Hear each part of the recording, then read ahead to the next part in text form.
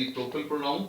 Reciprocal pronoun जो होता है ये रेसिप्रोकेट करता है, यानी कि एक पेयर की फॉर्म में आता है, पेयर फॉर्म में आता है और रेसिप्रोकेट करता है, एक दूसरे की बात की जाती है। ये दो होते हैं, one another and each other.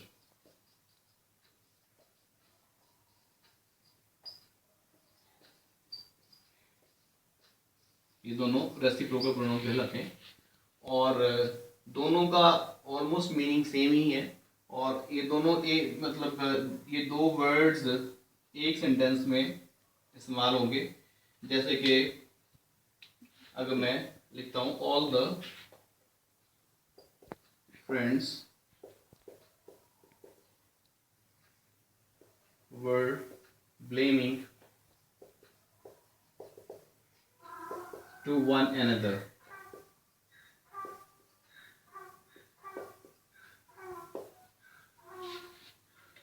और मैं इसको जैसे लिखूं कि ईच अदर, इसको सेंटेंस बनाता हूं, the couple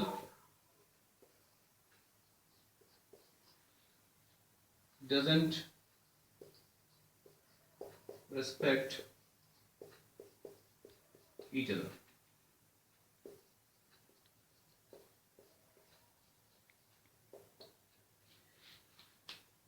All the friends were blaming to one another।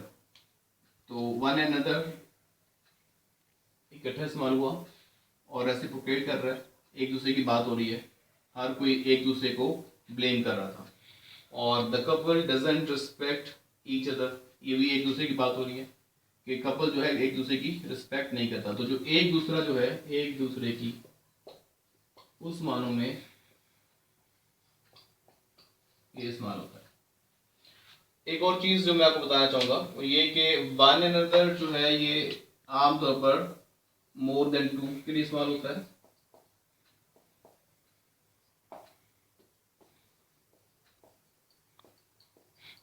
जबकि ईच अदर जो है वो टू नाउन्स के लिए इस्तेमाल होता है। इसलिए मैंने लिखा कि ऑल द फ्रेंड्स, ज्यादा लोग हैं, ये इंडिकेट कर रहे हैं ज्यादा लोग हैं। तो ऑल द फ्रेंड्स, अगर मैं कहता हूं बोथ फ्रेंड्स, तो बोथ के लिए ईच अदर इस्तेमाल होता है। ऑल द फ्रेंड्स, ज्यादा लोग हैं, वन अनदर आ गया। द कपल, कपल दो लोगों के लिए ये होता है, तो इसलिए couple two, for two people, two person, तो ये ईच अदर का वर्ड इस्तेमाल हुआ। तो ये होता है हमारा reciprocal pronoun. Interrogative pronoun next हमारा जो प्रोनाउन है वो that is interrogative pronoun.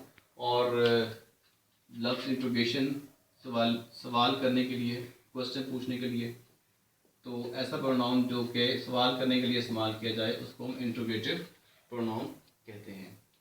So it is used to ask question, पहली बात।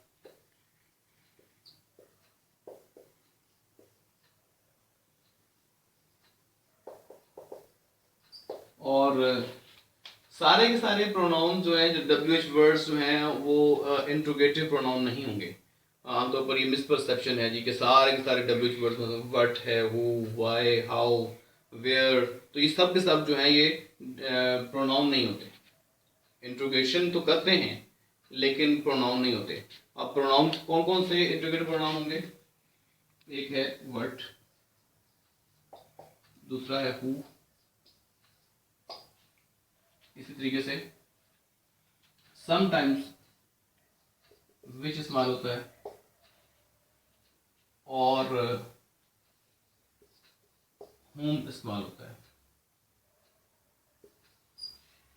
कुछ और समटाइम्स बनते हैं लेकिन जैसे वेयर है या हाउ है, तो ये इंट्रोगेटिव प्रोनाउन नहीं है, बल्कि वो इंट्रोगेटिव एडवर्ब बन जाते हैं। कैसे बनते हैं बाद में देखेंगे, लेकिन वो इंट्रोगेटिव एडवर्ब बन जाते हैं। ये वाले जो वर्ड्स हैं ये जेहन में रहे, वही बात, फार्मूला आपके माइंड में होना चाहिए कि प्रोनाउन कब होता है, क्या होता है प्रोनाउन, इसका फंक्शन क्या होता है। ये फंक्शन इंग्लिश है और इसमें ऑब्वियसली वर्ड्स अपनी जगह जब चेंज करते हैं, अरेंजमेंट चेंज होती है, कॉम्बिनेशन चेंज होता है, तो उनका फंक्शन भी चेंज होता है। Same word different function perform करना शुरू हो जाता है। जैसे मैंने बताया आपको कि वर्ड है, अब वर्ड जो है ये भी समटाइम्स प्रोनाउन और समटाइम्स ये एडजेक्टिव बन जाता है। मसलन व्हाट, अगर मैं यूं सेंटेंस यूज करूं कि what is your name.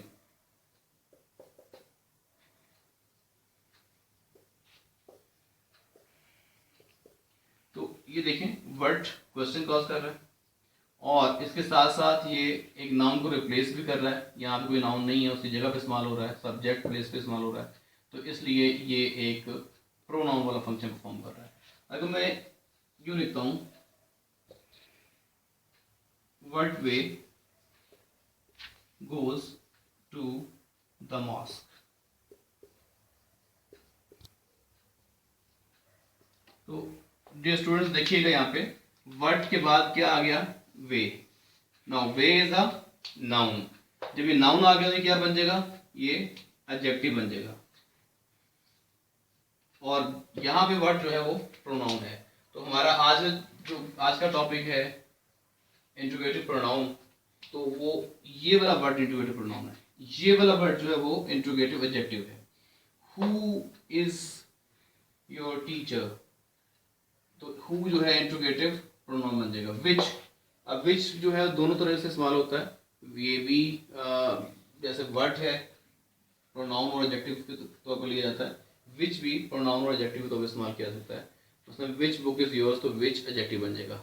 Which is yours, विच, वो अगर आप उसके बाद कोई नाउन इस्तेमाल नहीं करते तो ये एडजेक्टिव बन जाएगा, सॉरी प्रोनाउन बन जाएगा। ऐसे ही होम भी एज अ प्रोनाउन काम करता है और ये इंट्रोगेटिव प्रोनाउन होते हैं।